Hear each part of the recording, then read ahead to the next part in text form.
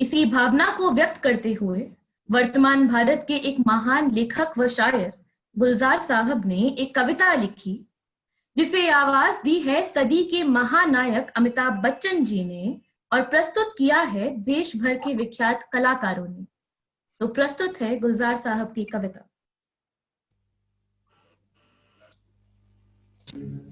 मगर वक्त ही तो है, गुजर जाएगा, गुजर जाएगा। जिंदा रहने का ये जो जज्बा है फिर उभर आएगा, गुजर जाएगा, गुजर जाएगा। माना मौत चेहरा बदल कर आई है, माना मौत चेहरा बदल कर आई है, माना रात काली है, भयावह है, गहराई है। लोग दरवाजों पे रस्तों पे रुके बैठे हैं, लोग दरवाजों पे रस्तों पे रुके बैठे हैं। कई घबराए हैं, सहमे हैं, छिपे बैठे हैं। मगर यकीन रख, मगर यकीन रख, ये बस लम्हा है, 2 पल में बिखर जाएगा। जिंदा रहने का ये जो जज्बा है फिर असर लाएगा। मुश्किल बहुत है मगर वक्त ही तो है, गुजर जाएगा, गुजर जाएगा।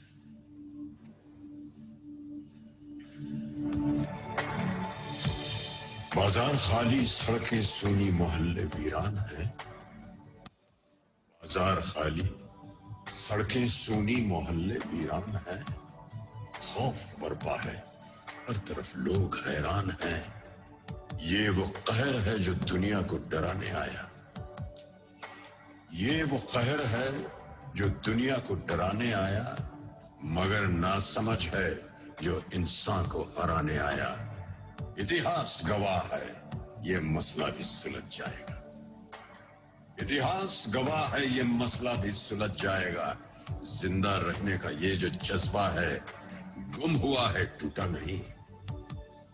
जिंदा रहने का ये जो जज्बा है गुम हुआ है, टूटा नहीं।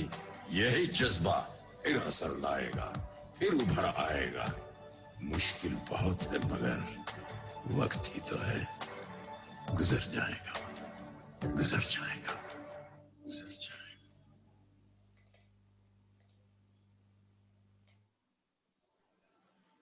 As Swami Vivekananda said, all the powers in the universe are already ours. It is we who put our hands before our eyes and complain that it is dark. We are here to choose to stand by the words of the person from whom our institution draws inspiration. And we know how to stay true to our principle, culture, and tradition. Lighting of the lamp is one such tradition which has been a part of Spandan for over the years. Thus, without much time, मैं इस कार्यक्रम का शुभारंभ करने के लिए मानवी चतुर्वेदी को आमंत्रित करना चाहूंगी इस गणेश वंदना के साथ।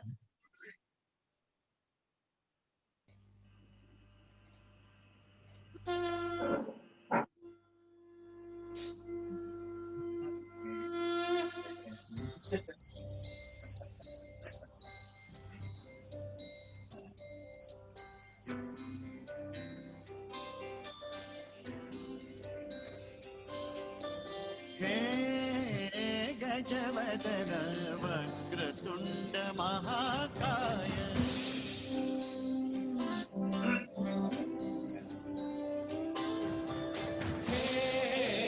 गजवदन वक्रतुंड महाकाय, गजवदन वक्रतुंड महाकाय। दशावतारी आम्ही धरितो तुमचेच पाय। दशावतारी आम्ही धरितो तुमचेच पाय। हे गजवदन वक्रतुंड महाकाय, गजवदन वक्रतुंड महाकाय, गजवदन वक्रतुंड महाकाय, वक्रतुंड महाकाय, वक्रतुंड महाकाय। सुखकर्ता दुःखहर्ता माता विघ्नाची, दुर्वी पूर्वी प्रेम कृपा जयाची, सर्वांगी सुंदर सिंदुराची कंठी झळके माळ मुक्ता फळाची जय देव जय देव जय देव जय देव जय देव जय देव जय देव जय देव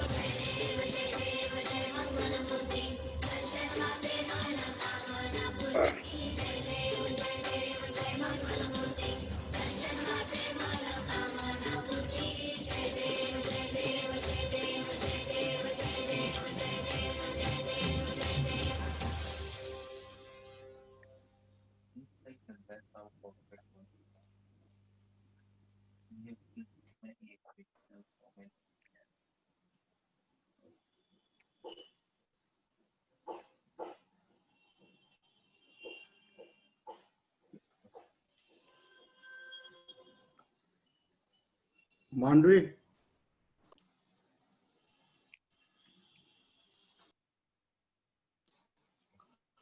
वो किसी वजह से लेफ्ट हो गई हैं। स्पंदन स्पंदन स्पंदन ये शब्द इस कॉलेज के साथ ऐसे बड़ा और विकसित हुआ कि 2003 से आज तक पिछले 16 सालों में ये न केवल इस विवेकानंद जर्नलिज्म और मास कम्युनिकेशन विभाग का बल्कि विप्स के सभी लोगों के लिए एक यादगार है, जोश, उत्साह, उमंग और सीखने का। इसीलिए देश के सबसे बड़े मीडिया स्कूल द्वारा देश के सबसे बड़े मीडिया फेस्टिवल को ना मनाना मीडिया शब्द के साथ बड़ी नाइंसाफी होती। एक कैंपस से दूसरे कैंपस, एक चुनौती से दूसरी, इस मीडिया के जश्न ने बार बार हर चुनौती को अवसर में बदला है।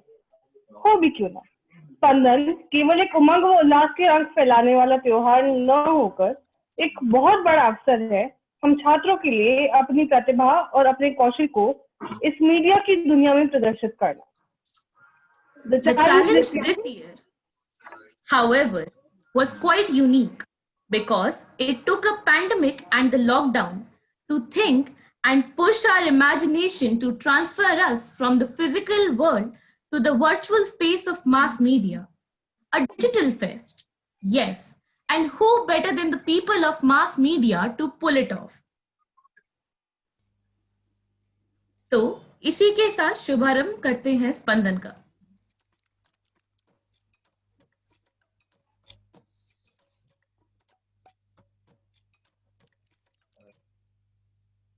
जैसा कि इस चलते फिरते लोगों में आपने देखा कि सीधी सी बात ये है, स्पंदन नहीं रुकता। आज से कुछ महीने पहले जब ये चर्चा शुरू हुई थी तो किसने सोचा था कोरोना और डिजिटल लिटरेसी को ही अपना थीम बना ये सोशल डिस्टेंसिंग इस फेस्ट को नए आयाम पर ले जाएगी और देखते ही देखते शुरू हो जाएगा स्पंदन का सफर, इस बार केवल एक वेबसाइट के क्लिक पर।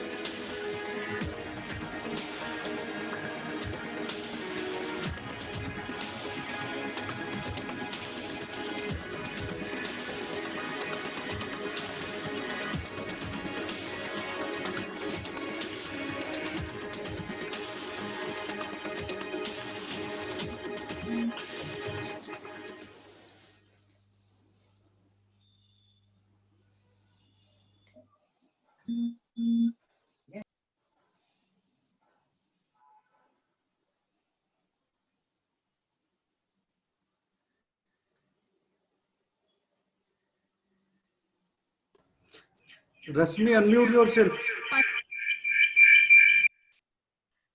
Today, we are present in this virtual hall of Spandan Whips, and I would like to welcome you all.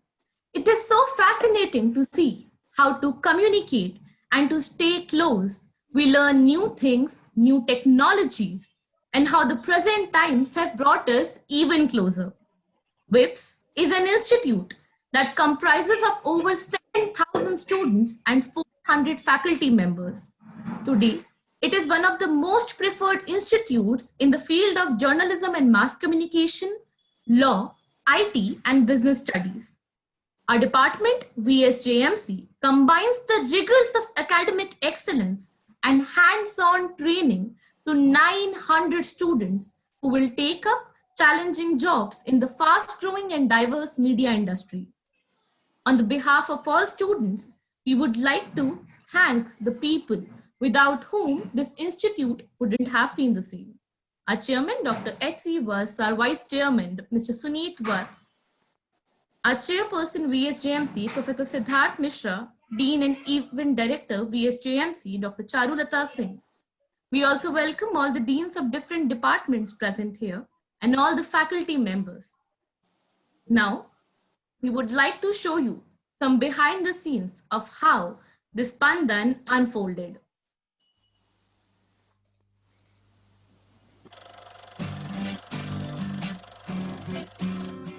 Picture शुरू हो गई पिक्चर शुरू पिक्चर शुरू हो गई पिक्चर शुरू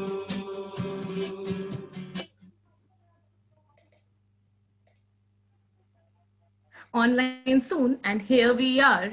Finally, Spandan is here. We would like to extend a special thanks to Professor Siddharth Mishra, Professor Dr. Charulata Singh, Dr. Ramesh Kumar Sharma, Dr. Manoj Kumar Singh, Dr. Sunil Kumar Mishra, Dr. Praveen Kumar Singh, and Mr. Anurag Gupta, the Guru Mandal, which has mentored us for past 3 months to put together this 3-day media festival containing 30 odd media events, testing our skills of event management under these extraordinary circumstances which is prevailing globally. But every challenge comes with an opportunity. And this year, Spandan goes international with 3 international collaborations. Now, we present to you the Spandan Anthem of 2020.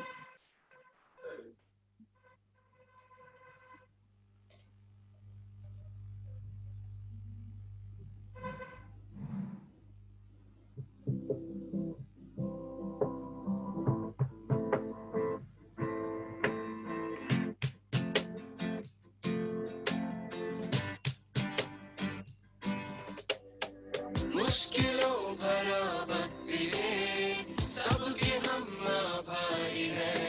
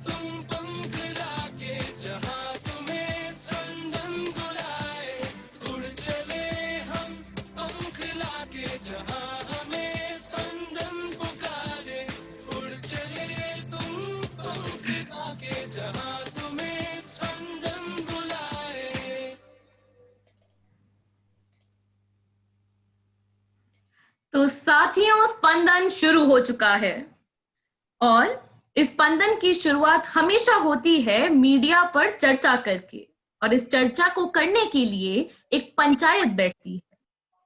इससे पहले कि मैं हमारे 5 पंचों का परिचय दूं, जब हम पंचायत की बात करते हैं तो कहीं ना कहीं ये शब्द हमें मुंशी प्रेमचंद की लिखी कहानी पंच परमेश्वर की याद दिलाता है। पूरी किताब की बात करना तो नहीं हो पाएगा, पर प्रेमचंद उस किताब में कहते हैं, एक आदर्श न्यायाधीश वही है जो सबको समान रूप से बिना किसी भेदभाव और द्वेष के देखे। आज की पंचायत का एजेंडा है टीवी पत्रकारिता के 25 साल की यात्रा को परखना। Information to misinformation, 25 years of Indian news television। अब इस पंचायत को आगे बढ़ाने के लिए मैं बुलाना चाहती हूँ रश्मि शर्मा को। शुक्रिया मान जी। We have today with us 4 media veterans: Siddharth Mishra, Anant Vijay, Sumit Pandey, and Satish K. Singh. These panelists are considered the founding pillars of Indian television news. They have been a part of Indian television news since its very inception. संचित आनंद And Vijay ji को attendees से करो panelist में। हाँ, Ramesh sir, can you please mute?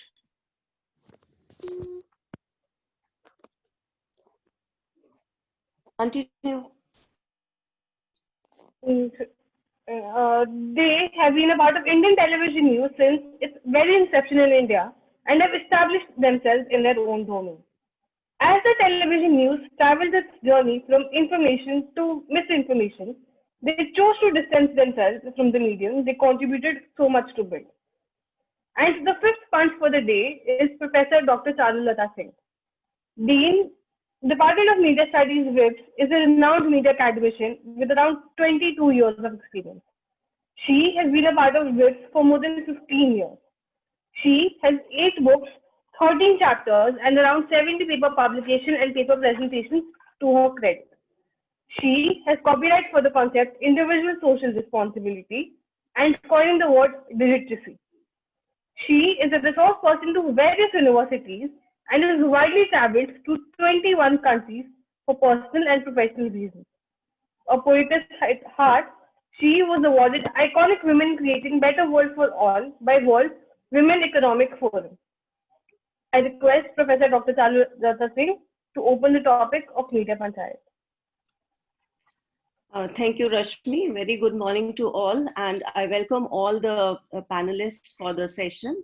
The very esteemed punches, Shri Satish K. Singh, Shri Sumit Pandey, Shri Anant Vijay, and Professor Siddharth Mishra, all the faculty members and dear students. Today's topic, Information to Misinformation, 25 years of Indian television, news television, is a topic which actually needs serious introspection. How we started and where we have reached, what went right, and where the television news journalism has faltered over this journey of 25 years. I would like to put light on 3 major aspects. First, development and evolution of TV news journalism in India. And then putting little bit light on the content and race of the TRPs and the ethics in broadcast journalism. When we see the development of evolution of television journalism, at present we see a lot of misinformation, fake news, fake content prevailing all around. It may be in 2016 when the Oxford Dictionary talked about post-truth era, and where the post-truth is where actual facts are less important in shaping public opinion, and the appeals of emotions and personal beliefs is much more important. But the story, if I talk about misinformation or to say the truth misguided, is not new. I would say it is an age-old phenomena which has been existing, or the exaggeration of news which we see, information. This starts maybe from the epics or from Narad, or way back. We can find the examples in Ramayana and Mahabharata. And when I talk about, in the recent history, we can very well see the circulation wars in print media by Hertz and Pulitzer. And if we talk about propaganda and hyping of the news, we talk about Goebbels in Germany. And this everything continues. And where we have reached today is really alarming. So the evolution of TV has been quite an exciting one.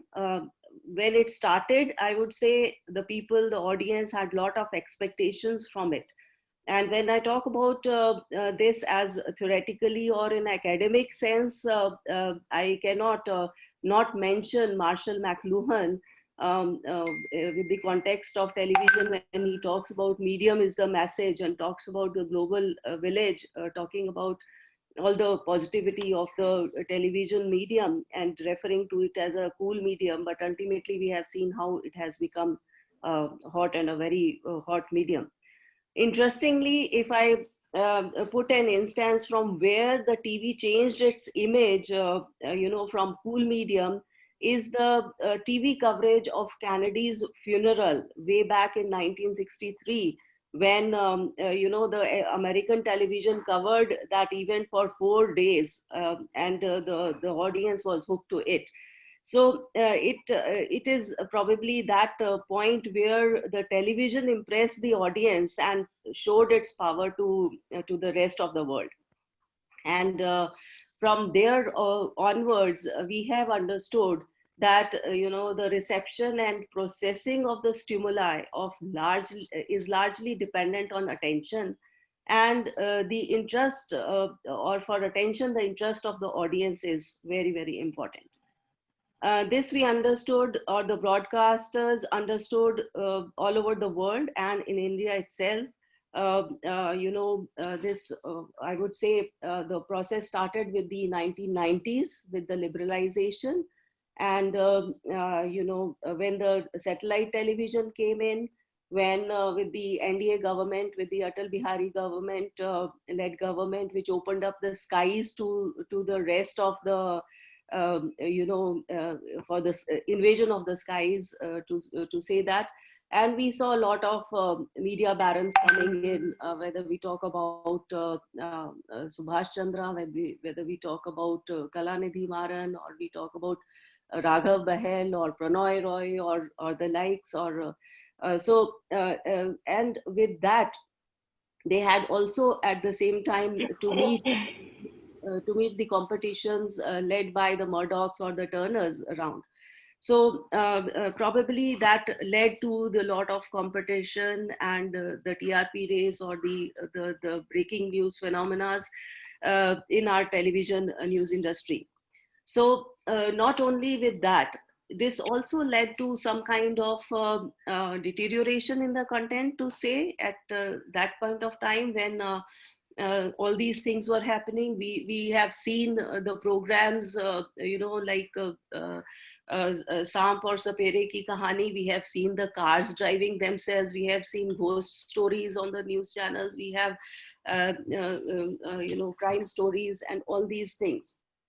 We also have seen not only the content, but if I talk about the coverage, we have also seen the coverage of the Prince Kikani when he fell into the well, how long it was covered.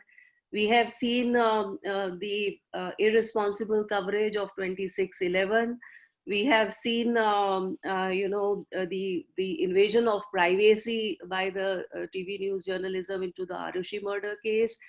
The list may be endless. And recently, why we are talking about all this is we have also seen, the wide coverage of the Sushant Singh case.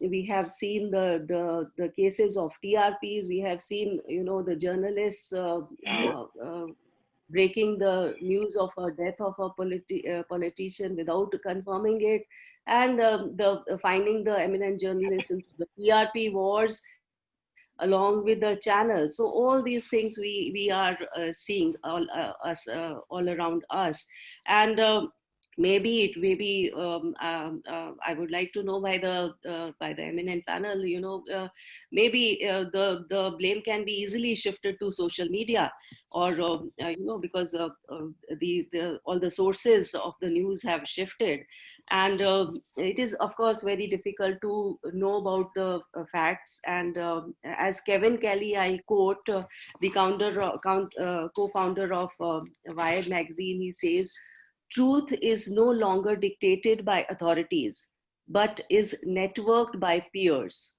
For every fact is counterfact, and all these counterfacts and facts, all these counterfacts and facts look identical online, which is confusing to most people. So, of course, this is very difficult in today's time for the audience, for the general masses to distinguish between what is information, disinformation, and misinformation. However, talking again about the TV journalism, TV news today has seen overdressed and under-informed anchors, fake news, blatant partisanship, endless debates having lost its all newsworthiness. News have become, to say, a preoccupation of celebrities.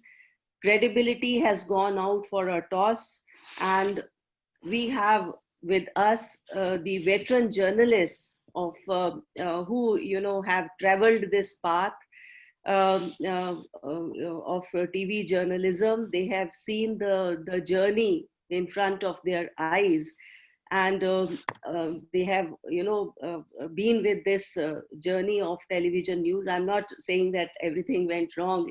It has evolved, and we have a lot of positive side of television, growth of television journalism in India.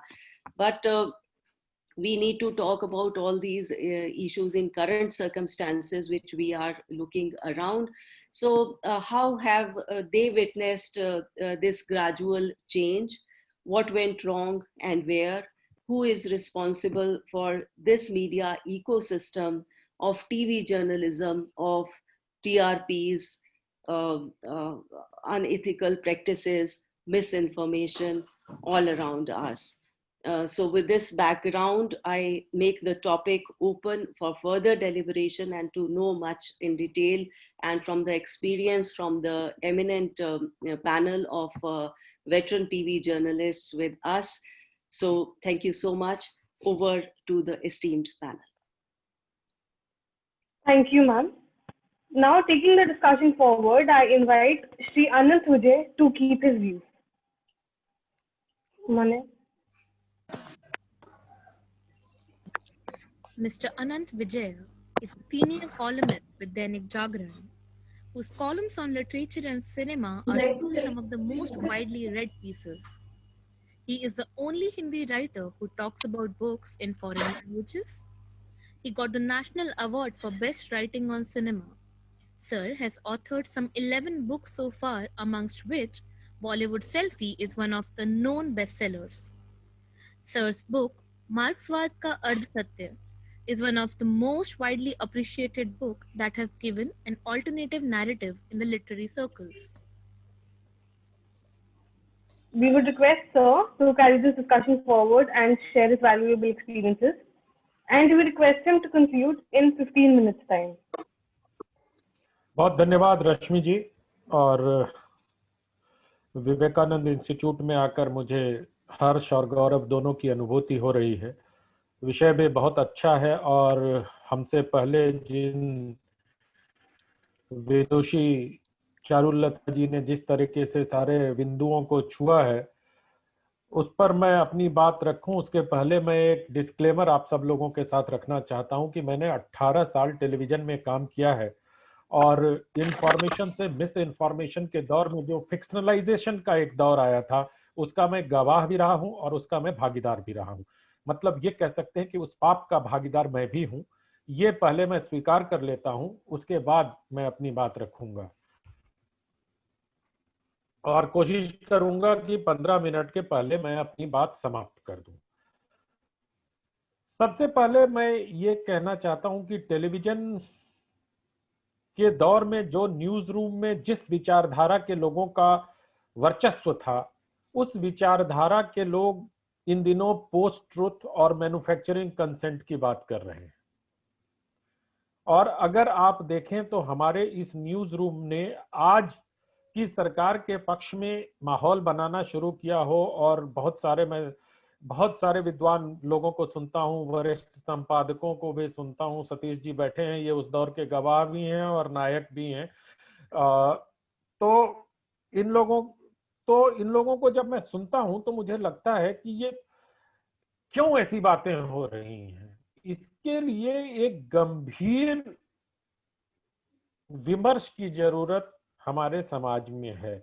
ये बहुत आसान है कि मैं सतीश जी को, आशुतोष को या तमाम ऐसे लोगों को इसके लिए जिम्मेदार ठहरा दूं, लेकिन ये किन दबावों में काम कर रहे थे या इनके ऊपर किस तरह के दबाव थे, इसका हमें जब तक आकलन नहीं करेंगे, वो जिस एक टीआरपी नामक दैत्य या राक्षस की बात हम लोग करते हैं, और खुशकिस्मती की बात है कि इन दिनों कुछ सप्ताह के लिए टीआरपी का रेटिंग सिस्टम अभी मुअत्तल है और वो थोड़े दिन नहीं आ रहे, तो टेलीविजन के न्यूज को आप देख सकते हैं कि इसमें कितनी मतलब एक थोड़ी सी स्थिरता आपको दिखाई देगी, उस तरह का फिक्शनलाइजेशन दिखाई नहीं देता। मैं आपको ले जाता हूं पुराने दौर में। आपने बहुत हल्के से चर्चा की, लेकिन एक बहुत महत्वपूर्ण, टेलीविजन में जो इंफॉर्मेशन से मिस इन्फॉर्मेशन के बीच फिक्शनलाइजेशन का दौर आया, उसके लिए सबसे मैं जिम्मेदार मानता हूं, एक कार्यक्रम हुआ था, आप सब लोगों को याद होगा, गुड़िया पर एक कार्यक्रम हुआ था, एक मुस्लिम महिला चली गई थी और उसके बाद उसके पति लौट के, बड़ी कहानी फिल्मी थी, 3 दिनों तक टेलीविजन चैनल पे पंचायत लगा के और उसको इतना फिक्शनलाइज किया गया। ठीक है, एक बड़ी घटना थी, उसको आप बता सकते थे, उसके साथ आप सारी आपको छूट थी, लेकिन उसका फिल्मीकरण इस तरह से किया जैसे संगम फिल्म में राज कपूर चले गए हों, राजेंद्र कुमार हो, वैजंती माला हो, इस तरह का जो फिक्शनलाइजेशन किया गया ना। और मुझे कहने में कोई गुरेज नहीं है कि न्यूज को फिक्शनलाइज करने में आज जो सुचिता और मानदंड के सबसे बड़े झंडाबरदार एनडीटीवी बने हुए, उनका बहुत बड़ा योगदान है। आप लोग याद करिए, उनको बख्शा नहीं जा सकता है। न्यूज में इंटरटेनमेंट का तड़का लगाने की शुरुआत एनडीटीवी से हुई थी। फिल्म बंटी और बबली रिलीज हुई थी और उस दिन पहली बार न्यूज एंकर की पवित्रता को एनडीटीवी ने खत्म किया था, जब न्यूज एंकर की कुर्सी पर अभिषेक बच्चन और रानी मुखर्जी को बिठा के खबर पढ़वाई गई थी। इसको कोई रेखांकित नहीं करता, क्योंकि जो झंडाबरदार लोग हैं, जो न्यूज चैनलों में सुचिता की बात करते हैं, उन्हें एनडीटीवी बड़ा पवित्र लगता है। यहां हम में से कोई दूध का धुला हुआ नहीं है। और जिस दिन प्रिंस गड्ढे में गिरा, उस दिन तो समझिए कि पूरी टेलीविजन न्यूज इंडस्ट्री गड्ढे में चली गई थी, और उस गड्ढे में जाने के बाद से आज तक वो निकल नहीं पाई है। मंदिर का रहस्य, बिना ड्राइवर की कार, एरिया 51, सतीश जी के मित्र ने तो एक स्वर्ग में सीढ़ी भी लगाई थी, मैं ही प्रोड्यूसर था उस कार्यक्रम का, है ना। तो वो कई सारे ऐसे कार्यक्रम हैं जिसको अब आरुषि में क्या होता था, हर न्यूज रूम में चर्चा होती थी, आज पुड़िया क्या है। सारे संपादक अपने संवाददाताओं से पूछते थे, आज क्या माल है। मतलब कहीं से कोई सिपाही, पुलिस, फर्जी, सत्य। लेकिन एक बात उस समय भी देखी जा सकती थी कि ये हिंदी मीडिया की ही, जो कह सकते हैं उसको आपकी, हिंदी मीडिया और अंग्रेजी मीडिया उस समय आरुषि के केस पे बटा हुआ था। अगर आप उसका उस दौर का अध्ययन करें तो हिंदी और अंग्रेजी मीडिया बटा हुआ था, जो सुशांत के केस में आके रोल रिवर्सल हो गया एक तरीके से। तो अगर आप देखें तो आरुषि के केस से फिक्शनलाइजेशन और बढ़ा। एक और बहुत बहुत महत्वपूर्ण बात बताता हूं, आज तक न्यूज चैनल पर सांसदों के प्रश्न पर, सांसदों की भ्रष्टाचार पर एक कार्यक्रम स्टिंग ऑपरेशन किया था उन्होंने। उस दिन उनका प्रोमो चलने के बाद तमाम चैनल ने एक चैनल ने चलाया एलियन को, गाय को एलियन उठा के लेके चली गई। एक चैनल ने चलाया एरिया 51 का रहस्य, एक चैनल ने चलाया बारमूडा ट्रायंगल। तो कुल मिला जुला के ये चैनलों में टीआरपी झटकने की जो होड़ थी वो न्यूज को फिक्शनलाइज करते हुए मिस इन्फॉर्मेशन के दौर में चली गई। और जब आप खबरों में गल्प डालेंगे, जब आप खबरों में काल्पनिकता डालेंगे, जब आप खबरों में अपनी चीजें डालेंगे, और इसकी शुरुआत जो मैंने पहले चर्चा की थी कि न्यूज रूम चलाने वाले लोगों की जो वैचारिक पृष्ठभूमि होती थी वो तब भी होती थी, लेकिन स्वतंत्रता के बाद उस विचारधारा को इतना पवित्र बना दिया गया, इतना पवित्र मान लिया गया। जैसे 2002 के बाद जितने लड़के न्यूज रूम में आए थे उनके लिए सेकुलर दिखने का सबसे बड़ा लाइसेंस था कि न्यूज रूम में खड़े होकर नरेंद्र मोदी की आलोचना करो, संपादक फौरन तुम्हें सेकुलर मान लेगा, फौरन तुम्हें बुद्धिजीवी मान लेगा। तो इस तरह की जो प्रवृत्ति थी, क्या ये बेईमानी नहीं थी? क्या ये मिस इन्फॉर्मेशन नहीं था? क्या आरुषि के कवरेज, क्या प्रिंस का गड्ढे में गिरना, क्या गुड़िया, क्या काल काल महाकाल, क्या बंटी और बबली, क्या एरिया 51, क्या बारमूडा ट्रायंगल का रहस्य, क्या स्वर्ग की सीढ़ी, मुझे लगता है कि इन चीजों से ज्यादा खतरनाक उस वैचारिकता को थोपना पत्रकारिता पर था, जिसमें आप अपनी विचारधारा को प्रोपोगेट करने के लिए आप उन तर्कों का सहारा लेते हैं जो तथ्य से बहुत दूर रहते हैं। नरेंद्र मोदी पर गुजरात दंगों की जब वो चल रहा था, उस समय न्यूज चैनलों में इस तरह से रिपोर्टिंग की जा रही थी जैसे मतलब पूरे चीज का जिम्मेदार वही है। तो क्या ये मान लेना चाहिए? क्या अदालतों से भरोसा उठ जाना चाहिए? ये जब हम गुड़िया और स्वर्ग की सीढ़ी जैसी चीजों की बात करते हैं और टीवी को मिस इन्फॉर्मेशन बताते हैं, तो दरअसल हम अपने बड़े गुनाह को छिपा रहे होते हैं। जो बड़ा गुनाह आपने चरित्र हनन का किया है, जो बड़ा गुनाह आपने अपनी विचारधारा की पैरोकारी को आगे बढ़ाने के लिए किया है, उसको छुपाने की कोशिश में न्यूज चैनल के जितने भी विश्लेषण करता है वो इस तरह की चीजों को लेकर सामने आते हैं ताकि जनता इसमें उलझी रह जाए। और इसकी आड़ में वैचारिकता को बढ़ावा देने वाले जो कुकर्म, जैसे आपने पोस्ट ट्रुथ की बात की, मैं तो मैन्युफैक्चरिंग कंसेंट की बात करता हूं। स्वतंत्रता के बाद से कंसेंट मैन्युफैक्चर करने का एक बहुत बड़ा उपक्रम इस देश में चला और मीडिया के माध्यम से चला।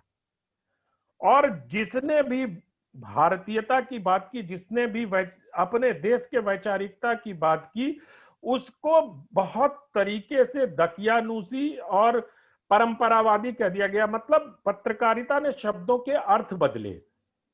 जैसे हमारे यहाँ किसी को ये कह देना कि अरे तुम बहुत परंपरावादी हो, मतलब कि तुम ऑर्थोडॉक्स हो, तुम आधुनिक नहीं हो, तुम्हारे साथ ये सारी दिक्कतें हैं। जबकि परंपरावादी होना प्रगतिशील होने जैसा है। परंपरा का मतलब होता है परम अपरम, परम अपरम, मतलब जो आगे चलता है। अपनी पिछली चीजों को लेके अगर नृत्य शास्त्र का आप देखें तो परम अपरम, परम अपरम, उसमें आगे बढ़ने को कहते हैं। तो अगर हम अपने सौंदर्य शास्त्र से, अगर हम अपने नृत्यत्व शास्त्र से, अगर हम अपने नाट्य शास्त्र से शब्दों की व्याख्या करते हैं तो हमें लगता है कि इस तरह की चीजें करने के पीछे एक खास उद्देश्य था। आज क्या वजह है कि हमारे न्यूज चैनलों पर चेखव और जो विदेशी नाटककार हैं उनकी खूब चर्चा होती है, हम कालिदास के नाटकों की चर्चा नहीं करते। हम रेन एंड मार्टिन के ग्रामर की चर्चा करते हैं, हमें पाणिनि के व्याकरण पे चर्चा करते हुए बहुत शर्मिंदगी महसूस होती है। आधुनिकता की परिभाषा बदलने का जो छल, या जिसको मैं छलात्कार कहता हूं, बलपूर्वक किया गया छल, उसके लिए एक नया शब्द मैंने गढ़ा है, छलात्कार।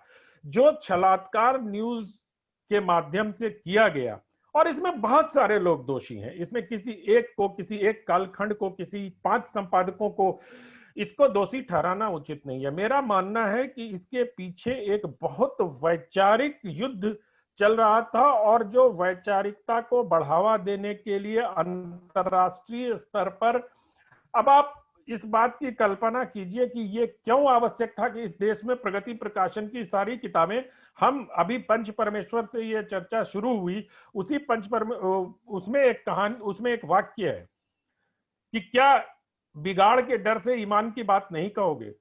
उसी कहानी में ये चर्चा है, उसी कहानी में एक वाक्य है। तो मैं तो बिगाड़ के डर से ईमान की बात कहता हूं, चाहे बिगाड़ हो जाए। तो इसके पीछे एक बहुत बड़ी अंतरराष्ट्रीय वैचारिक लॉबी काम कर रही थी, जिसने भारतीय न्यूज चैनल को न्यूज चैनल क्या, सब चीजों को, भारतीय समाचारीय परिदृश्य को प्रभावित किया और एक लेफ्ट आइडियोलॉजी को की तरफ ले जाने का काम किया। अगर हम इसके मिस इन्फॉर्मेशन और इसके फिक्शनलाइजेशन पे जाएंगे तो मेरी समझ से, मैं जितना समझ पाया हूं अपनी 25 साल की पत्रकारिता में, जिसमें प्रिंट, टेलीविजन और इंटरनेट तीनों का अनुभव है, उसमें मुझे ये लगा कि कहीं ना कहीं कोई ताकत इसको संचालित करती है बहुत संगठित तरीके से। और जब उन ताकतों को, संचालित संगठन को या अपनी एक वाम विचारधारा को आगे बढ़ाने वाली शक्तियों को जब चुनौती दी जाती है, तो न्यूज चैनलों पे इस तरह के आरोप गढ़ने शुरू हो जाते हैं और इस तरह की छोटी छोटी चीजों पर जनता और विश्लेषणकर्ताओं का ध्यान भटकाने की कोशिश की जाती है। तो मेरा मानना है कि एक जमाने में, अच्छा देखिए, जब आप देखिए 26/11 के दौर में बहुत सारी बातें होती है कि वो उसके न्यूज चैनलों में चूक हुई, लेकिन इस पे कहीं कोई बात नहीं होती कि क्या गवर्नमेंट का मैकेनिज्म ऐसा था कि पत्रकारों को सही जानकारी देने के लिए उन्होंने कोई मैकेनिज्म बनाया हुआ था। मैं तो 36 घंटे न्यूज रूम में रह के मैंने उसको कवर किया है और देखा, हमारे सारे रिपोर्टर्स ने, मैं उनको सैल्यूट भी करता हूं। उन लोग, सरकार में कोई तालमेल ही नहीं था। एनएसजी के लोग आते थे, वो अपनी प्रेस कॉन्फ्रेंस करके चले जाते थे, नौसेना के लोग आते थे, वो अपनी प्रेस कॉन्फ्रेंस करके चले जाते थे, मुंबई पुलिस के लोग अपनी प्रेस कोई बात कह के चले जाते थे। और अंततः आज हम मीडिया पंचायत में बैठ के जिम्मेदार किसको ठहरा रहे हैं? 26/11 पे मीडिया ने बड़ी खराब रिपोर्टिंग कर दी। उस समय की सरकार को हम इसलिए कटघरे में खड़ा नहीं करना चाहते, इसके लिए कि आपके पास कोई एक सिंगल पॉइंट मैकेनिज्म नहीं था जो मीडिया को ब्रीफ करता कि ये हमारी कोशिश हो रही है। तो उसको छिपाने के लिए हमने मीडिया को आगे बढ़ा दिया। जैसे मीडिया सबसे, मतलब जिसको कहते हैं ना, सबसे कमजोर चीज है, उसको बलि का बकरा बना दो। मैं आज भी इस बात से मतलब बहुत पूरी तरह कन्विंस हूं। अभी आने वाले समय में हमारे साथी सुमित पांडे और सतीश जी इस पर अपनी राय रखेंगे, सुनना बहुत दिलचस्प होगा। लेकिन एक ही बात है जो मैं कहता हूं कि मीडिया पर इस तरह के मिस इन्फॉर्मेशन और उस न्यूज को फिक्शनलाइज करने का आरोप लगाने वाले लोग दरअसल वो बड़ी पिक्चर को मिस करने के लिए बहुत प्रयास पूर्वक, श्रम पूर्वक ये कोशिश करते हैं। मैं अपनी बात यही समाप्त करता हूं और आपको वापस रश्मि जी के पास बैटन देता हूं। धन्यवाद, बहुत बहुत धन्यवाद आप सबका। Thank you sir. रश्मि, एक मिनट, जिन लोगों के पास प्रश्न होंगे Q&A बॉक्स में अपने प्रश्नों को डालते जाएंगे, जो कि व्याख्यान के अंत में लिया जाएगा। So please start putting your questions and answers in the Q&A box. Yes, Rashmi, continue. Thank you, sir. That was indeed a really insightful talk. Now I request Sri Sumit Pandey to present his views. Manya, please take the lead. Mr. Sumit Pandey is the Associate Executive Editor at News18.com. Formerly the political editor to CNN News 18, Sir is also a journalism fellow at the Reuters Institute for the Study of Journalism, Oxford University. Recipient for the Rural Media Fellowship by CSDS for his work on a series of stories on farm crisis and denotified tribes of India. कहते हैं जितनी किताबें इन्होंने पढ़ी हैं उतनी शायद ही किसी ने पढ़ी होंगी। अब चाहे शेर चीते की कहानियां हों या राजनीतिक विज्ञान पर भारी मोटी किताबें। अब हम बुलाना चाहेंगे श्री सुमित पांडे जी को और अनुरोध करेंगी कि वह चर्चा में अपने विचार समय सीमा को ध्यान में रखते हुए पंचायत को आगे दिशा दें। धन्यवाद आपका। एक चीज़ तो पहले किताबें इतनी ज़्यादा मैंने नहीं पढ़ी जितना आपने बताया है। हाँ, as a student of journalism और पॉलिटिक्स कुछ अनुभव ज़रूर रहे हैं जिसके आधार पर कुछ चीज़ें मैं यहाँ बोलना चाहूँगा। एक चीज़ तो ये कि ये बड़ी ऑब्वियस सी चीज़ है कि कोई भी मीडिया का जो कालखंड है वो टेक्नोलॉजी से जो उस समय प्रेवलेंट है या नई टेक्नोलॉजी जो आ रही है कम्युनिकेशन के लिए, उसके साथ उसका बड़ा एक इंट्रिंसिक रिलेशनशिप रहता है कि प्रेस का इजाद हुआ तो किताबें छपने लगी, रिलीजियस टेक्स्ट छपने लगे, वो लोगों में वितरित हुए आज से कई सेंचुरीज पहले।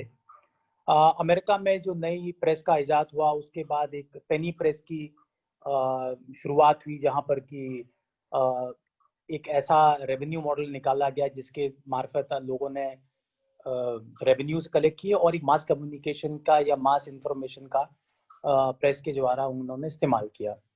रेडियो वेव्स का इस्तेमाल हुआ तो एक नई तरह का कम्युनिकेशन मॉडल्स निकले, मास कम्युनिकेशंस। सैटेलाइट टेलीविजन से पहले टेरेस्ट्रियल टेलीविजन आया, तो दूरदर्शन का दौर हमने देखा, उसके बाद सैटेलाइट टेलीविजन आया।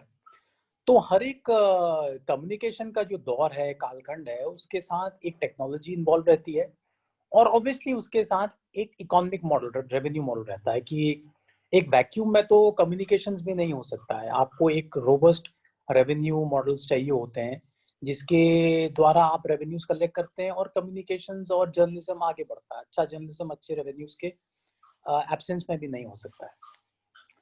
तो पिछले 15-20 साल में वो जिस तरह के बदलाव होते थे उसकी रेट ऑफ चेंज बहुत बढ़ गया है क्योंकि इंटरवेंशंस और डिस्ट्रप्शंस बहुत ज़्यादा हुए हैं। सैटेलाइट टेलीविजन के बाद इंटरनेट का इजाद हुआ, इंटरनेट भी इवॉल्व होते होते एक ऐसी स्थिति आई जहाँ पर कि हमने पहली बार ये देखा कि पहले तो जर्नलिस्ट और पत्रकार और एडिटर्स जो थे वो गेट कीपर्स हुआ करते थे कि उनके पास इंफॉर्मेशन आई और उन्होंने क्या आगे भेजनी है क्या नहीं भेजनी है वो डिसाइड करते थे।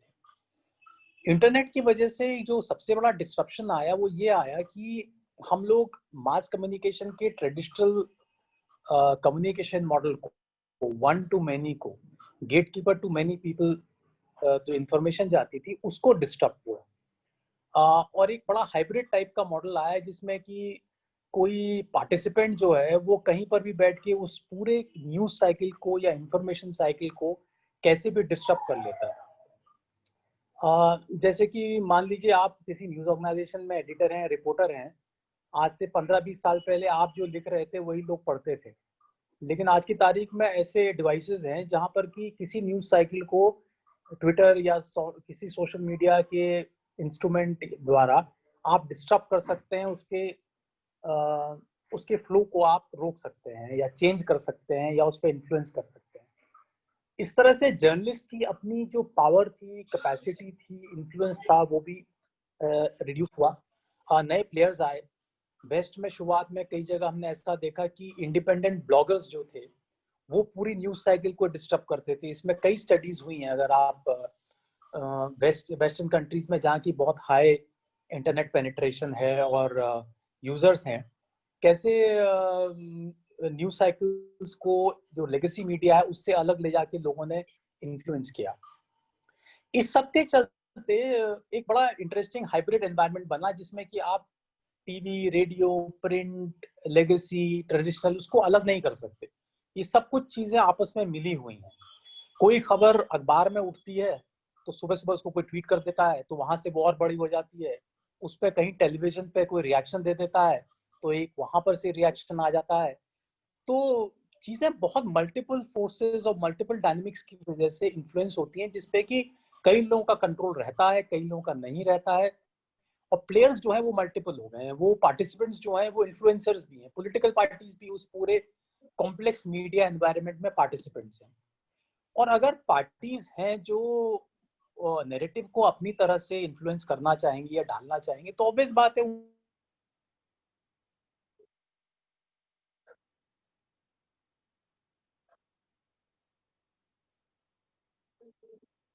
उनका उस तरह का इंटरवेंशन। तो जिस तरह से ये नया मीडिया हो रहा है, क्योंकि अगर पार्टिसिपेटरी और रिस्पॉन्सिव मीडिया हाइब्रिड एनवायरनमेंट बनेगा तो उसमें इंटरवेंशन उतनी ज्यादा होंगे, उतनी कॉम्प्लेक्स होंगे और उतनी तेजी से होंगे, और ये चीज आने वाले टाइम में चलती रहेगी। एक बात मैं जरूर यहाँ पर थोड़ी सी ऐड करना चाहूंगा कि हम लोग, जिसका टाइटल है मिस इन्फॉर्मेशन, इशू दिक्कत का मिस इन्फॉर्मेशन उतना नहीं है। मिस इन्फॉर्मेशन के पीछे जो है एक इंटेंट नहीं होता है और गलत इन्फॉर्मेशन देने का।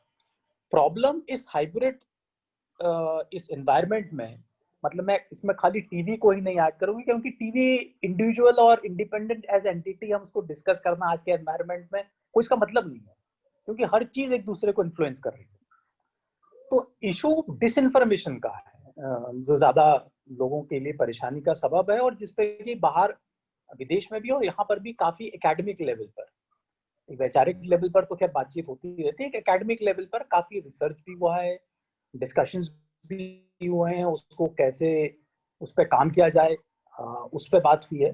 डिसइंफॉर्मेशन में एक there is a intent, there is a very specific intent to misinform people. उसके पीछे एक उद्देश्य है, उसके पीछे एक कारण है, और उससे कुछ नुकसान भी हो सकते हैं।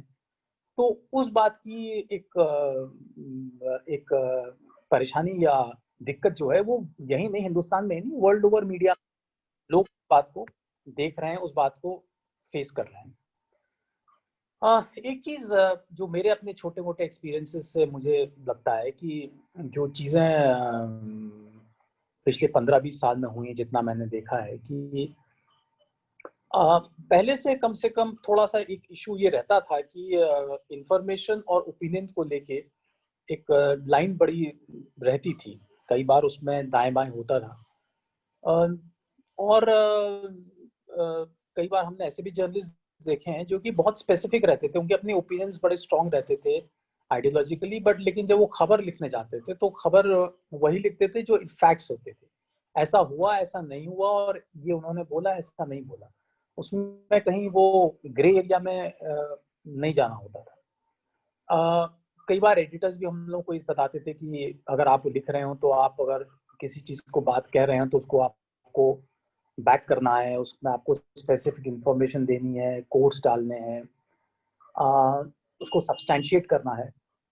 वो इश्यूज मुझे लगता है कि एक लेगेसी मीडिया में इंटरनेट के या न्यू मीडिया के घालमेल की वजह से वो चीजें कहीं खो गई हैं।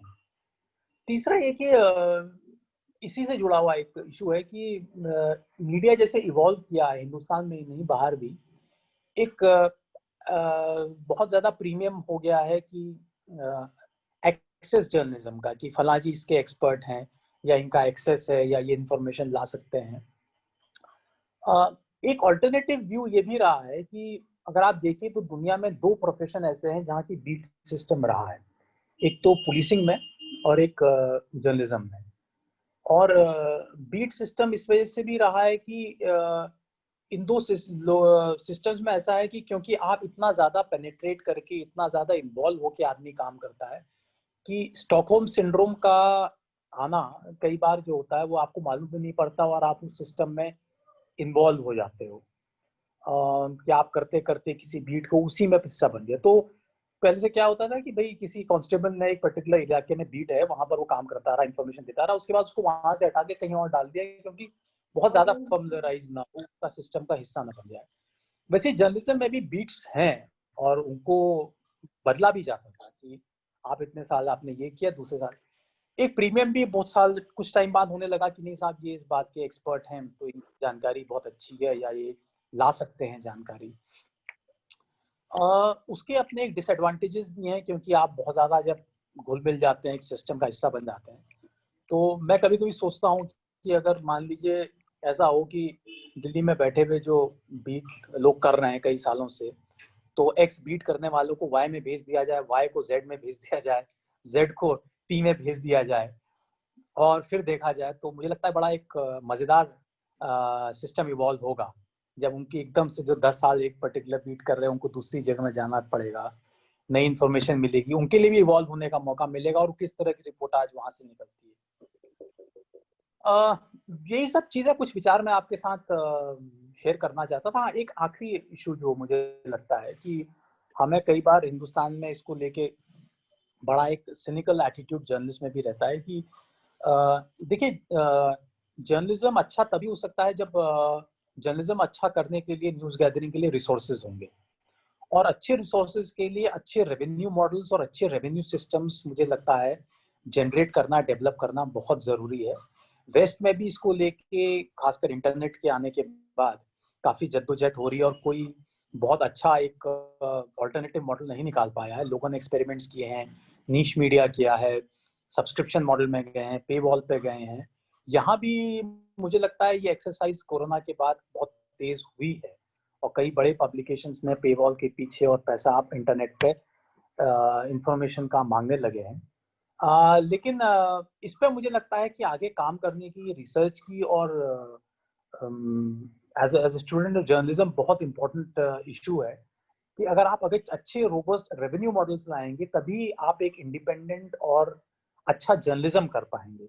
जनरली कई बार पत्रकारों को मतलब जहाँ तक सेल्स और मार्केटिंग का सवाल आता है तो एक बड़ा सिनिकल एटीट्यूड रहता है, अरे भाई हम तो एडिटोरियल वाले हैं। आप एडिटोरियल वाले हैं ठीक है, लेकिन एडिटोरियल भी अच्छा तब होगा जब आपके पास रेवेन्यूज होंगे, रिसोर्सेज होंगे उसको पूरा करने के लिए। That's all that I had to say share with you. बाकी सतीश जी मुझे लगता है इस बारे में और अपने विचार रख पाए। शुक्रिया सर। अब हम the questions are coming in the question answer box, तो आनंद जी और सुनीत जी अगर आप जवाब देना चाहें तो क्वेश्चन आंसर बॉक्स में जवाब दे सकते हैं। Thank you. Yes please continue. शुक्रिया सर। अब हम आमंत्रित करते हैं श्री सतीश के सिंह को। मान्य प्लीज से देगी। Mr. Satish Kumar Singh is an esteemed journalist with over 25 years of experience in the field, an expert of Indian politics and society, international relations, domestic policies. Sir's most famous report include the first authentic report on Kesari's withdrawal of support to the Devagowda government, IC-814 hijack of 1999 and Vajpayee offering friendship to Pakistan in 2004. Mr. Singh has also appeared thrice on Voice of America as a co-panelist. समय न लेते हुए अपने चौथे पंच श्री सतीश के सिंह से आग्रह करते हैं कि वे मीडिया जगत का अपना अनुभव हमसे साझा करें। जी नमस्कार। हिंदी में बोलना है अंग्रेजी में? सतीश जी दोनों भाषा आपकी है जिसमें आप बोलना चाहें। जी आपके यहाँ लिखते हैं परसूट ऑफ परफेक्शन, आपके टैगलाइन में है। यस और आपने गाना भी सुनाया कि जिंदा रहने का जो जज्बा है,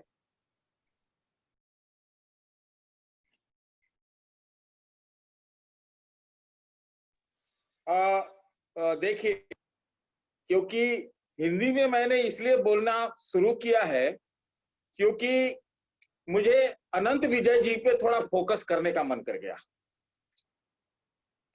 अंग्रेजी में शायद उतना बढ़िया से नहीं बोल पाता। अनंत विजय जी के विचार से ये लगता है कि आजकल वो आइडियोलॉजिकल चरमपंथी हो चुके हैं। कसूरवार तो पिछले पापों का मानते हैं लेकिन अपने आप को अपराधी नहीं बताते हैं। इन्होंने एक लाइन से सब कुछ खारिज कर दिया। इस पर आप अलग से डिबेट करिए तो मैं करूंगा कि गुड़िया भी का भी काम खराब था, गुड़िया पे कुछ नहीं हुआ, प्रिंस तो और भी खराब था। अच्छा उनको पुराना कुछ याद ही नहीं पड़ा, अपना वाला भी। तो ये सही नहीं है। मैं कहूंगा कि ये मुझे इसमें मेरे मित्र हैं, वो छोटे भी हैं, लेकिन इसमें मुझे अवसरवादिता की बू नजर आती है। क्या सब कुछ अच्छा चल रहा है इस वक्त? मैं सिर्फ इतना सवाल करना चाहता हूं। इसका उन्होंने कुछ जिक्र नहीं किया। टीआरपी बंद है भाई साहब, अभी क्यों बंद हुआ? क्या हमने फैक्ट से अपने आंखें उठाई? हम लड़ाई में लग गए। आइडियोलॉजिकल चरमपंथी जो आजकल हो रहे हैं कि एक तरफ रवीश कुमार हैं तो दूसरी तरफ अर्नब गोस्वामी है और शायद अब आनंद विजय जी।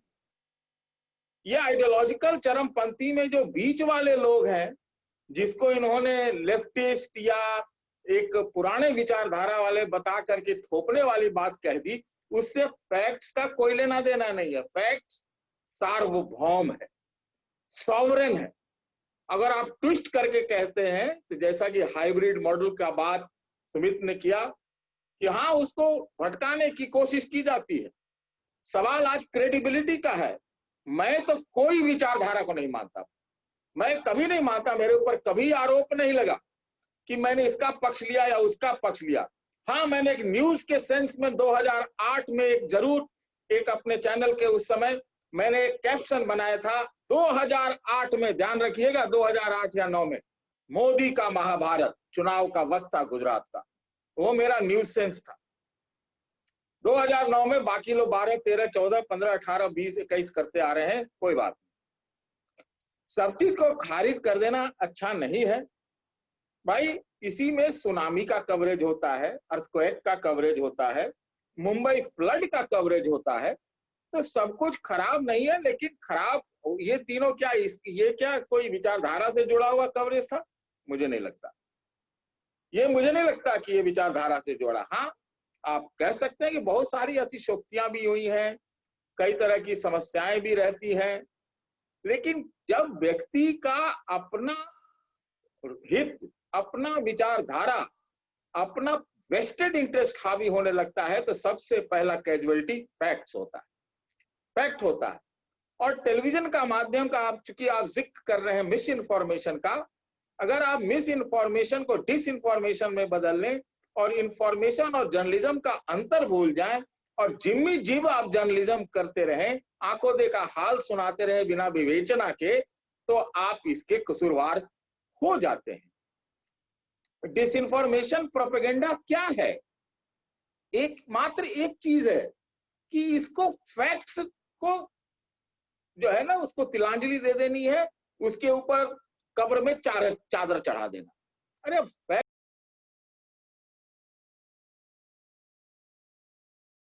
ये ना करे कि क्या, मैं दूरदर्शन के प्राइवेट फर्स्ट जो बुलेटिन था, तो फर्स्ट एडिशन में उन्हें उसमें काम किया था, और मैं प्राइवेट चैनल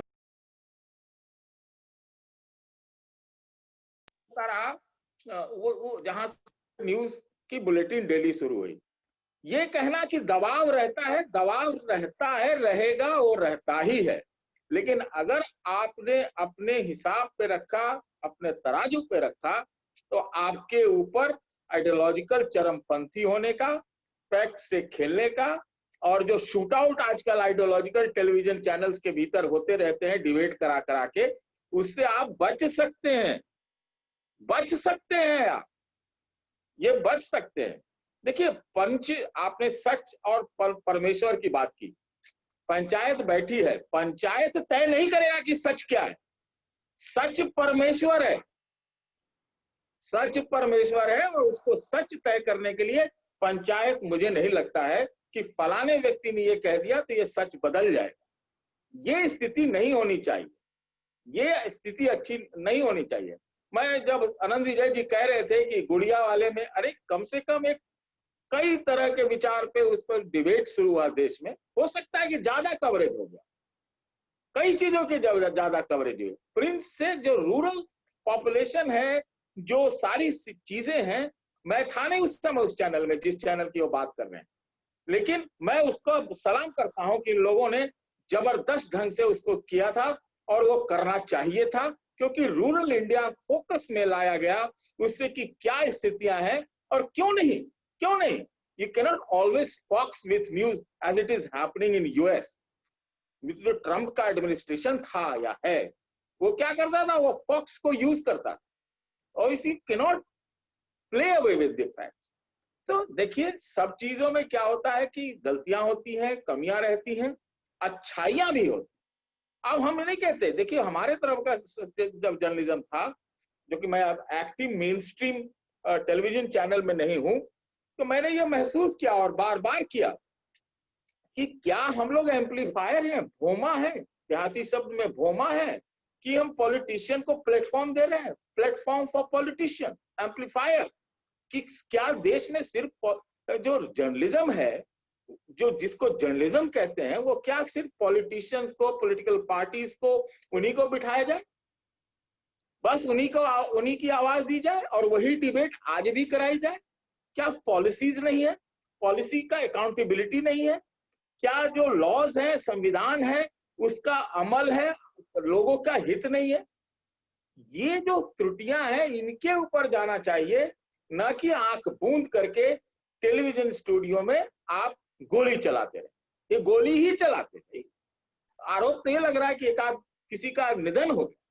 तो ऐसी अगर स्थितियां हैं तो देखिए खराब और अच्छा होगा।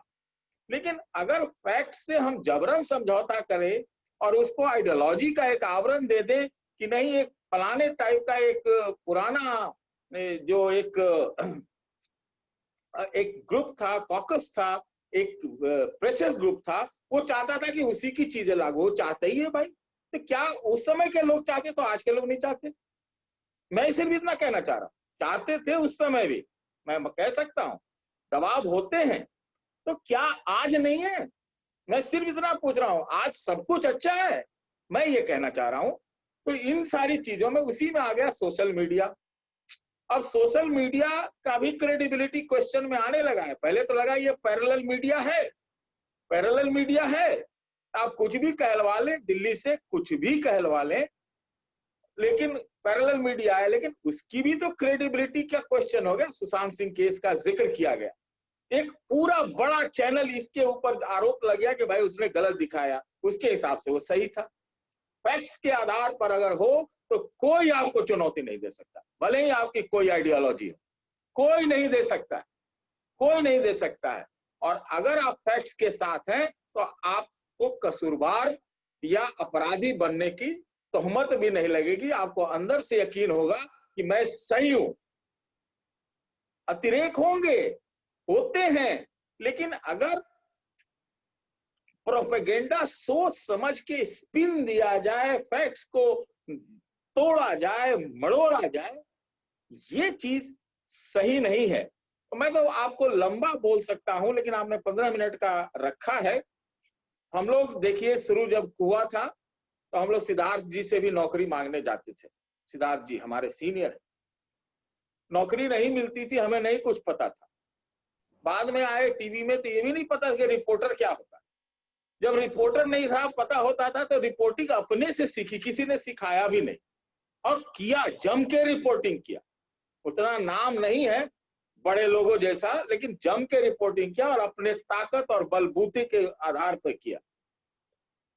तो उस समय क्या होता था कि मैं देखता था टेलीविजन न्यूज रूम में कि सब लोग अखबार सुबह सुबह खोले और उसी की कॉपी कैट बना दी, उसी का फॉलो कर लिया, उसी की बाइट ले ली। और मतलब दुर्भाग्य की बात है कि इतने साल के बाद भी वही काम अभी भी चल रहा है कि अखबार देखो और वहां से कुछ बाइट वाइट ले लो, अपना तो कुछ है ही नहीं। अपना क्यों नहीं करते? बीच में आया था कि जो अखबार वाले चाहते थे कि भाई किसी तरह से टीवी में नौकरी मिल जाए कि हाँ अपरंपार पैसे मिलते हैं, था भी बहुत पैसा मिलता था। और सारे न्यूज एजेंसीज में वहां पर टेलीविजन मॉनिटर लगे हुए थे कि भैया वहां क्या इंफॉर्मेशन चली। तो इंफॉर्मेशन इतना ज्यादा हो गया, वर्कलोड, आपने इंफॉर्मेशन ओवरलोड इतना ज्यादा कर दिया कि जर्नलिज्म उसमें खो गई। और अब क्या है कि जो इंफॉर्मेशन है तो प्रोपेगेंडा में आपने बदल दिया, तो उसके बाद आपका जर्नलिस्ट जो रिपोर्टर है वो तो खत्म हो गए। तो आपने क्या किया कि आपने टेलीविजन स्टूडियो में मतलब मैं कहूंगा कि जो वैचारिक आतंकवादी बिठाने शुरू कर दिया। ये जरूरी नहीं है, कोई जरूरी नहीं है। इस तरह से लड़ते हैं भाई, शर्म आती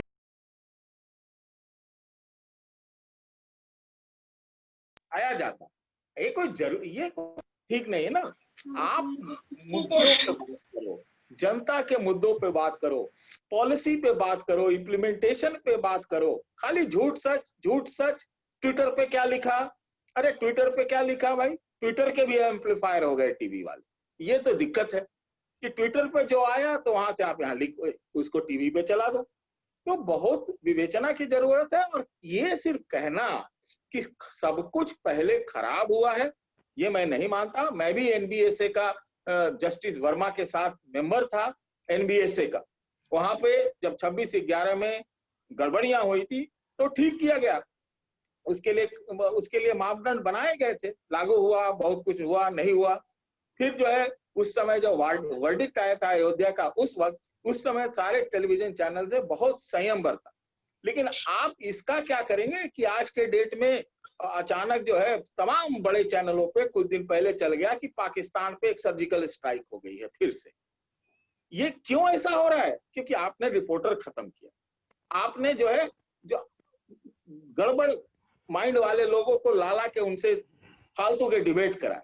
तो चीजें सुधरनी भी चाहिए, गड़बड़ियां भी हैं, लेकिन अगर एक पर्पस प्रोपेगेंडा और एक ऑर्गेनाइज ढंग से इन चीजों को किया जाए तो फिर ये गड़बड़ है। मुझे ज्यादा नहीं कहना है, सवाल कुछ आएंगे तो मैं जवाब दूंगा, लेकिन मैं जो दिल से समझता हूं मैंने आपको ये बात कही।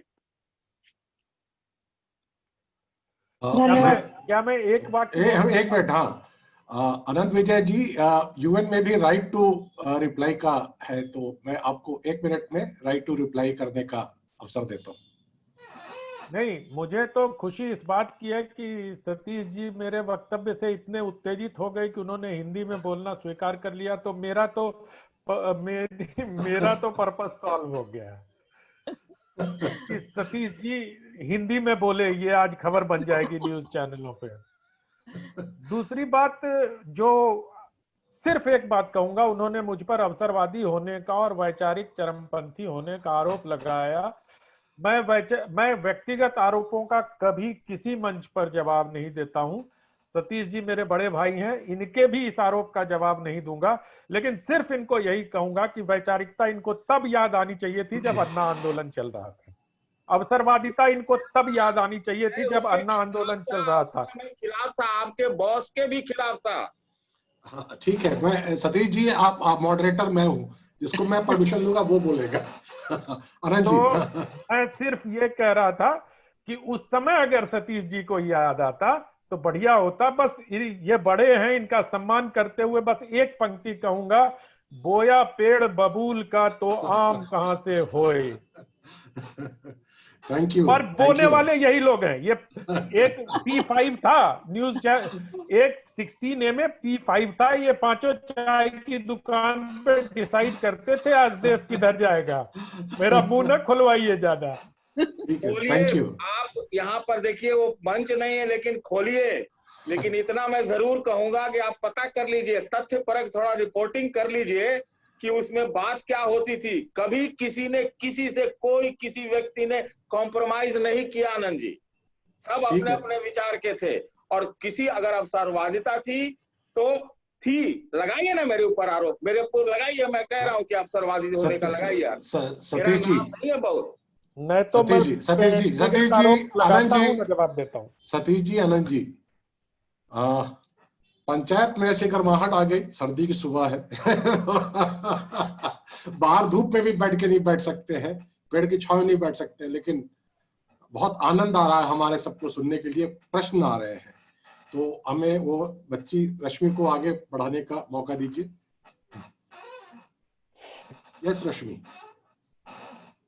should I begin with the questions or yes, no, you call, I will do it. Go ahead with the program. Okay. We'll take questions at the end. अच्छा मैम, धन्यवाद आप सबका।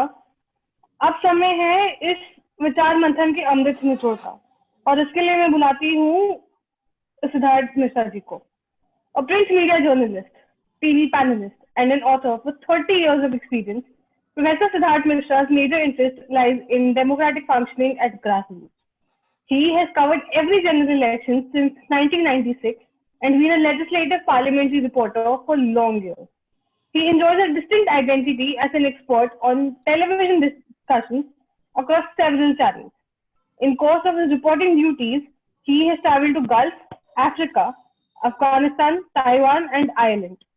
Presently, he is Professor Chairperson, Media Studies, Vivekananda Institute of Professional Studies. We are endowed to be mentored under this experienced person. Siddharth sir, your concluding remarks, please.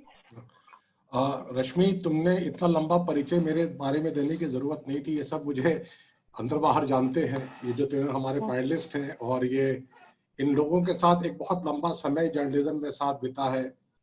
Satish तो खैर college के ज़माने के साथी हैं, अनंत थोड़ा सा जूनियर थे दिल्ली यूनिवर्सिटी में, सुमित से जर्नलिज्म में आने के बाद मौका मिला। आप तीनों यहाँ पर आए, हमारे इस चर्चा में शामिल हुए और हमारे मंच को सुशोभित किया, इसके लिए पहले तो मैं आप लोगों को बहुत बहुत धन्यवाद देना चाहता हूँ। और पहले तो मैं एक आध प्रश्न है जो कि मैं चाहता हूँ कि आप ले लें। एक हमारा स्मर्थ मल्होत्रा है। सतीश जी, यह प्रश्न आपसे है कि एडिटर जेल गया है कुछ दिन पहले और उस पर सुप्रीम कोर्ट में बहस हुई है। तो प्रश्न ये है कि does freedom of speech affect someone reporting skills, coating a recent example of Arnab going after the Maharashtra government and suddenly he is in jail for a case of abetment of suicide which was 2 years ago. You see, my answer lies in the fact that if you are hard and if you are true to your facts, nothing will happen to you. But what has happened in Mumbai is that for a tirade or a sustained kind of a coverage which went against and which went against the Maharashtra government, the Aghadi government, I think yes, all of a sudden this case was opened up and he was forced into jail, and now the Honorable Supreme Court has given him the bail and things are proceeding. So I think I'll stick to the fact that I'm not going to support this person or that person or this government or that government. Fact is a fact, and yes, selectively sticking to some facts, picking up some fact is bad, but yes, fact is a fact and that remains so. Thank you Satish. हमारी colleague है Neha Pandey. Sumit, if you are there, आप इसको अगर answer करें, you can take this question. Can direct and indirect regulatory solutions help in curbing the dissemination of fake news? Sumit.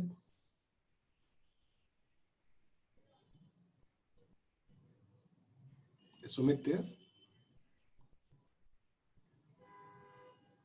अनंत जी, आप इस पर बोलना चाहेंगे क्या? Can direct and indirect regulatory solutions help in curbing the dissemination of fake news?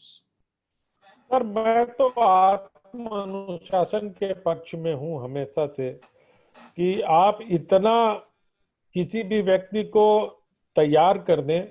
अब सतीश जी जैसी प्रतिभा तो सब में नहीं होती कि वो अपने आप रिपोर्टिंग सीख लें और अपने आप सब कुछ कर लें और शिखर पर पहुंच जाएं, लेकिन जो पत्रकार अभी आ रहे हैं उनको अगर हम ठीक तरीके से अपने पेशे के प्रति सैनिटाइज कर सकें और जो बात कही जा रही है कि सत्य और फैक्ट पर स्टिक करने के लिए हम उनको प्रेरित कर सकें, तो मुझे लगता है कि किसी भी तरह के रेगुलेशन की आवश्यकता नहीं है।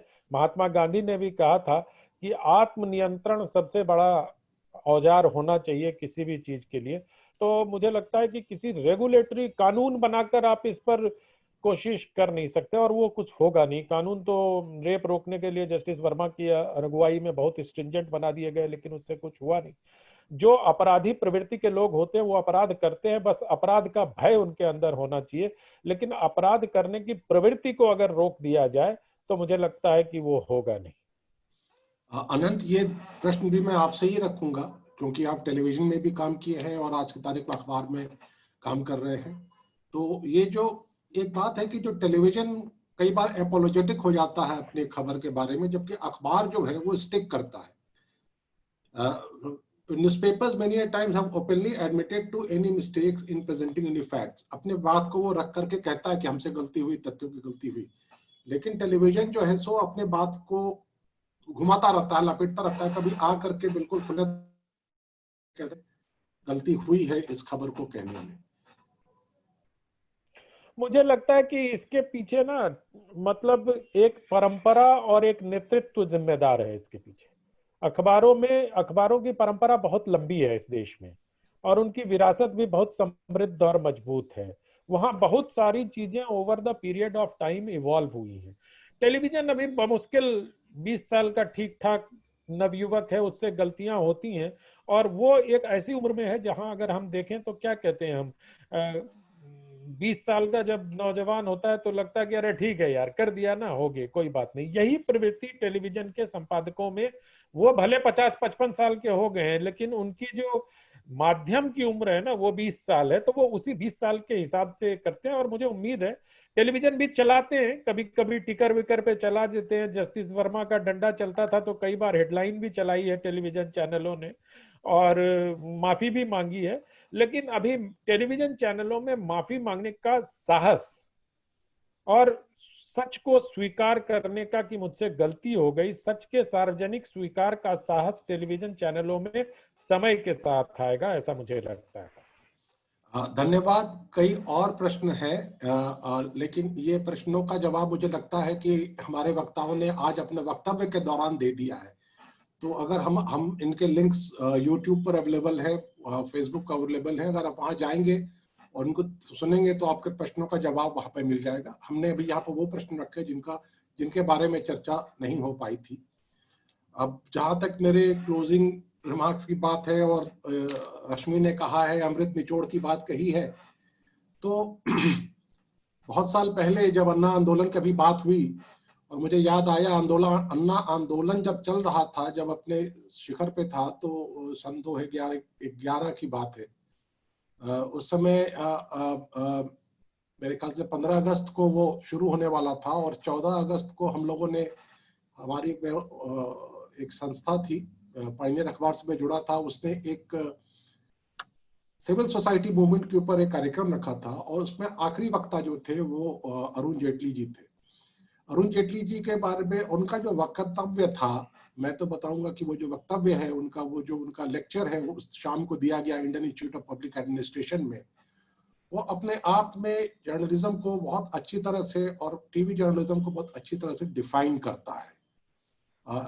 अरुण जेटली जी का रोल प्राइवेट टेलीविजन के आने में आप सब जानते हैं कि वो वकील थे बीसीसीआई के, जबकि स्काईज को ओपन किया गया, केस जीता था उन्होंने। अरुण जी ने एक बात कही थी कि camera has a particular character to it. The camera per likes unhappy people. It likes tragedies. It can capture a flood, an earthquake and a famine.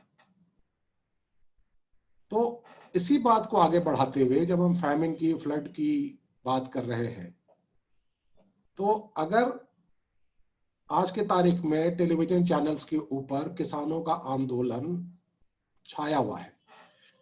अब ये किसान का आंदोलन जो है ये सीमित है, दिल्ली में है, दिल्ली के आसपास है, दिल्ली में सीमित है। लेकिन इस समय क्या कोई टेलीविजन चैनल इस तरह की खबर दिखाने की जरूरत कर सकता है कि इस साल जो है हमारा best ever food grain production रहा है और ग्रोथ ऑफ एग्रीकल्चर ने बाकी सारे एरियाज को बीट कर दिया है, फॉर द ऑब्वियस रीजंस कि लॉकडाउन का असर एग्रीकल्चर पे नहीं। तो इस बात को दिखाने की जरूरत है क्या? तो दिखाएंगे। अब टेलीविजन जो है, अब कैमरा की अपनी लिमिटेशंस है, जो मेरी समझ है, जो मेरा मानना है, कैमरा की अपनी लिमिटेशंस है। कैमरा लाइक्स ट्रेजेडीज, वो कुछ खेल दिखाता है, बिल्किस दादी को दिखाएगा या कुछ और दिखाएगा। अब कल वो जो चैनल, फेमस चैनल पर ये था कि अवार्ड, स्पोर्ट्समैन अवार्ड वापस करेंगे या क्या करेंगे। अरे बहस का मुद्दा स्पोर्ट्समैन अवार्ड वापस करेंगे या नहीं करेंगे वो है, या सरकार इस आंदोलन को निपटने के लिए क्या तैयारी कर रही है, ये खबर है ही नहीं किसी के पास। ये सरकार ने कोई एक प्लान तो बनाया होगा ना इस आंदोलन को डील करने के लिए, वो किसी के पास है ही नहीं। तो यही बात अनंत ने भी कही थी, सतीश ने भी कहीं पर कहा था कि जब जो सबसे बड़ी कमी जो होती है इसके में टेलीविजन के अंदर, वो कमी इस बात की होती है कि हम गूढ़ खबर नहीं निकाल पाते और हम ये इमेजेस पर ज्यादा डिपेंडेंट हो जाते हैं और वो खबर बनाने में लग जाते हैं, ना कि खबर निकालने में। और इसके बारे में जो एक स्पेशलिस्ट की और स्पेशलाइजेशन की बात करी, तो सुमित मेरे संपादक भी हैं, न्यूज़ 18 में मैं लगातार कॉलम लिखता हूं, तो सुमित मुझसे लार्जली लिखवाते हैं दिल्ली के अफेयर्स पे, क्योंकि उन्हें लगता है कि मैं दिल्ली के बारे में जानकार हूं। लेकिन अभी पीछे एक टेलीविजन चैनल ने मुझे बुलाया बिहार चुनाव के टाइम में और कहा कि आप बिहार के अंग प्रदेश के आप स्पेशलिस्ट हैं। मैंने कहा मैं कैसे बिहार के अंग प्रदेश का स्पेशलिस्ट हूँ? क्या नहीं, आपकी पैदाइश वहां की है और आप वहां रहे हैं और आपने कुछ दिन पत्रकारिता 25 साल पहले वहां की थी। तो 25 साल पहले मैंने वहां पत्रकारिता की थी और आज जो चुनाव हो रहा है उससे मैं एक बड़े टीवी चैनल पे वक्तव्य दूं। तो ये जो डिबेट का जो माहौल है और ये जो सारा खेल इन चीजों का जो होता है, ये जो खासकर जब चुनाव के बारे में हम बात करें, ये जो खेल खेला जाता है, सीटों का खेल जो होता है, जैसे ओपिनियन पोल कह ले, एग्जिट पोल कह ले, जो कह ले, किसकी पोल सही हुई, किसका पोल गलत हुआ, लेकिन बहस पूरा रहेगा 2-3 दिन इंटरटेनमेंट। तो मैंने, जब आप में ये प्रश्न उठेगा कि जब ये तो कहीं कोई डिनाई है ही नहीं कि television news crisis of credibility से जा रहा है, लेकिन आप लोगों को यहाँ पर बुलाने का जो एक पर्पस ये था, वो ये था कि आप लोगों ने में वो दमखम रहा कि फ्रॉम ए स्क्रैच, जब टेलीविजन के कैमरे उपलब्ध नहीं थे शहर के अंदर, तब से आप लोगों ने पत्रकारिता में, टेलीविजन पत्रकारिता में पैर रखा और टेलीविजन न्यूज को एक तरह से इस देश में खड़ा किया। अनंत जी, आपका एक टेलीविजन चैनल था जैन टीवी, आप वहाँ सिंधिया हाउस में एक इनक्रॉच प्रॉपर्टी में बैठते थे, वहां भी गया मैं। सतीश, आपका वो एक हेली रोड के बंगलों के पीछे में गैरेज में एक चैनल चलता था, वहां भी गया। तो ऐसी शुरुआत हुई हमारे टेलीविजन चैनल की। वो बिल्कुल वो कोई नोएडा 16 सेक्टर 16 के फिल्म सिटी से शुरुआत नहीं है हमारे यहाँ के टेलीविजन की कहानी। हमारी कहानी उन गैरेजेस से शुरू है।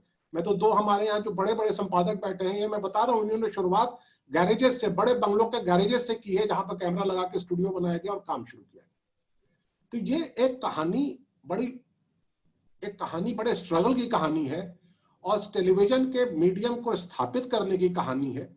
उसमें कुछ कमियां रही होंगी, कुछ खामियां रही होंगी, कहना बहुत आसान है, लेकिन इन्होंने उस काम को किया है, टेलीविजन न्यूज को स्थापित किया है। अब कोर्स करेक्शंस तो होते ही रहेंगे, कोर्स करेक्शन तो होंगे, कुछ त्रुटियां होंगी, कुछ कमी होंगी, कोर्स करेक्शन होंगे। और जो हमारे वैचारिक विभिन्नता मेरी भी अनंत के साथ है, लेकिन कई बातों पे मैं इनको कहता हूँ कि ये वामपंथ का अर्ध सत्य बहुत अच्छी किताब है। मैं तो आपसे कई बातों पे मैं आपसे बहस होती, लेकिन मैं ये अंडरलाइन करता हूँ कि आपने किताब बहुत मेहनत करके बहुत अच्छी किताब लिखी। तो ये बहुत जरूरी है कि हम सारे पक्षों को रखें। एक बार ये बात सतीश जी को भी समझा दीजिएगा। नहीं, सतीश जी समझते हैं इस बात को। मैं ये कह रहा हूं कि आज के जो टेलीविजन चैनल की जो सबसे बड़ी कमी है, उसकी परिपूर्ति हम लोगों ने आज यहां पर की है कि हमने 3 विभिन्न विचारधाराओं के लोगों को बैठा करके एक बड़ा ही सिविलाइज्ड डिबेट क्रिएट किया है और लोगों से बातें सुनी है। और मेरे ख्याल से इसका जो निचोड़ है वो हमारे विद्यार्थियों के लिए और हमारे टीचर्स के लिए, फैकल्टी मेंबर्स के लिए, और जितने तमाम लोग, बहुत सारे लोग अभी इस प्रोग्राम को फेसबुक पर, यूट्यूब चैनल पे देख रहे हैं, इन सब के लिए एक, मैं कहूँगा, एक ऐतिहासिक डिबेट के रूप में उभर करके सामने आएगा। आप लोगों ने हमें ज्वाइन किया, Vivekananda school of mass communication के आमंत्रण को स्वीकार किया, इसके लिए आपका बहुत बहुत धन्यवाद। मैं धन्यवाद देना चाहता हूँ हमारी दोनों एंकर्स का, मांडवी और रश्मि का। ये कोविड वॉरियर्स हैं। रश्मि अभी कोविड से उठी है, लेकिन लगी रही वो करने में, और मांडवी को लॉकडाउन के कारण शहर छोड़ के जाना पड़ा है, कहीं और से भी कर रही हैं। हमारी डीन का, हमारे जो बाकी फैकल्टी मेंबर्स हैं, रमेश हैं, प्रवीण हैं, इन सब ने बड़ा मेहनत कर करके, आपने देखा, हमने आपको जानबूझ करके, आप सब मीडिया के लोग हैं, हमने आपको जानबूझ करके यहाँ आमंत्रित किया और शुरुआत में कुछ चीजें दिखाई कि देखिए, आज के लॉकडाउन के समय में आप लोग बड़े पत्रकार हैं, कई जगह जाते हैं, बात करते हैं, बोलते हैं, और बताइए कि इस स्कूल के बच्चे कैसे हम लोगों ने इस चैलेंज को स्वीकार किया है और उसको एक रूप देने की कोशिश की। सतीश जी, आपकी उंगली दिख रही थी मुझे, तो आपको मैं एक लाइन कहना चाहता हूं कि सोशल डिस्टेंसिंग, फिजिकल डिस्टेंसिंग के जमाने में और चेहरे पर मास्क लगने में कहीं ये ट्रुथ, जो सत्य है, उस पे मास्क न लग जाए, वो मास्क उसको न दबाया जाए। मेरे समझ से मैं यही बात आपके सारे लोगों को कहना चाहता हूं कि ट्रुथ से पर्दा हटाओ, ट्रुथ पे पर्दा डालो मत। सतीश जी, किसी ने कहा था, आप ही ने कहा था, सच परमेश्वर है। तो कोई भी कोई पर्दा डाले या पर्दा हटाए, कुछ राय सच सच आकर के रहेगा। तो सच तो परमेश्वर है, हम पंच हैं अपना। सिद्धार्थ सर, गांधी जी को भी याद कर लीजिए। गांधी जी ने कहा था सच क्या है, सबका अपना अपना वर्जन है। ये बात सही कह रहे हैं अनंत जी आप। नहीं, मैंने नहीं सर, गांधी जी ने कहा था, मेरी हैसियत नहीं है इतनी बड़ी बात कहने की। गांधी जी के अनुयायी हैं। सतीश जी, गांधी जी का अनुयायी तो पूरा देश है सर। अच्छा, ये गांधी का ही देश है सर। मैं तो ये कहूंगा कि ये पूरा, मैं तो ये कहूंगा जहां वैचारिक मतभेद कहीं नहीं है, एक बात कह करके मैं खत्म करूंगा, जहां कहीं वैचारिक मतभेद नहीं है, ये पूरा देश गुजरात का अनुयायी है, वो गांधी हो या प्रधानमंत्री हो। बहुत लोडेड स्टेटमेंट दे रहे हैं आप। इन शब्दों के साथ मैं हैंड ओवर करता हूं मांडवी को। मांडवी प्लीज। जी सर, इस पंचायत से हमें ये तो समझ आ गया कि चाहे वो कोई भी डिस्कशन हो, उससे मंथन में ऐसा कुछ तो निकल के आता है कि ये जो भी मीडिया स्टूडेंट्स देख रहे हैं, जो भी लोग देख रहे हैं, वो बहुत कुछ सीख पाएंगे कि मीडिया जगत में आगे जाके क्या करना है, क्या नहीं करना है, कैसे करना है। और इससे ये भी बात सिद्ध होती है कि पंच तो परमेश्वर है, और अभी आप लोग तो हमारे गुरु भी हैं, तो गुरु को भी परमेश्वर का दर्जा दिया गया है। पंच को दीजिए।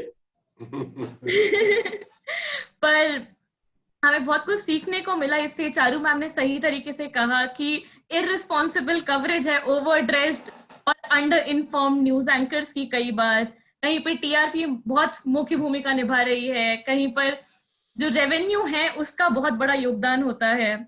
और जैसा कि एंड में सतीश सर ने कहा कि, और सिद्धार्थ सर ने भी उसको दोहराया कि सच पर पर्दा नहीं पड़ सकता है, तो वो तो रहेगा ही। सच परमेश्वर है, तथ्य परमेश्वर है हमारी इस चर्चा में। तो मैं आप सभी का धन्यवाद करना चाहूंगी कि आप सभी ने इस चर्चा में भाग लिया। और एक बार फिर से मैं शुरुआत में जिनको मैंने धन्यवाद कहा था, हमारे मैनेजमेंट बोर्ड से धन्यवाद करना चाहूंगी, चेयरमैन सर का, vice chairman sir Suneet Vats sir, mister Ajay Bindal sir का, हमारे treasurer sir Vineet Vats sir का, और यहाँ आए जितने भी लोग हैं उन सभी का इस अनुभव में भाग लेने के लिए मैं तहे दिल से शुक्रिया अदा करना चाहूंगी। और जर्नी ऑफ स्पंदन 2020 वो तो शुरू हो चुकी है, और अभी हमारे पास दर्जनों कार्यक्रम बाकी हैं।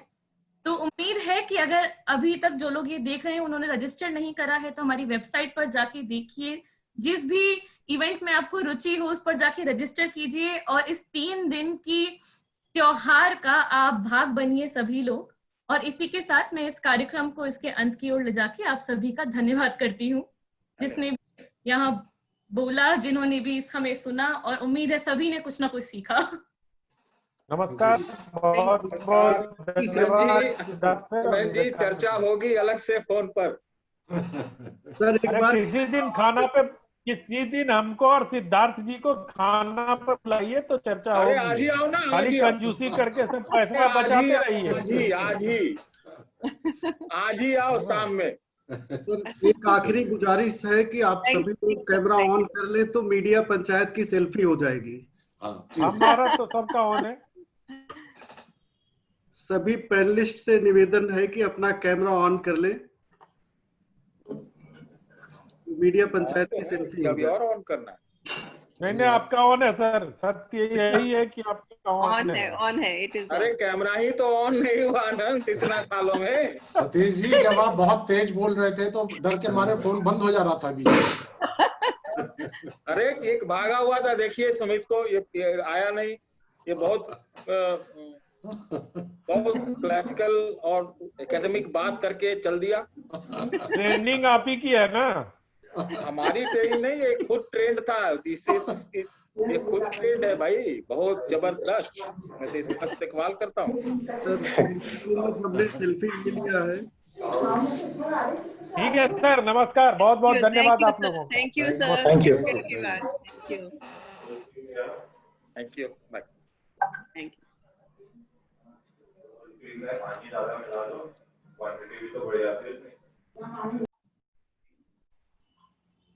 रमेश सर, आप please end meeting for all कर दीजिए so that we can start with the second event. बेटा अनुमति तो ले ले पहले सर से, उसके बाद एंड करेंगे ना। जी जी बिल्कुल, अनुमति है।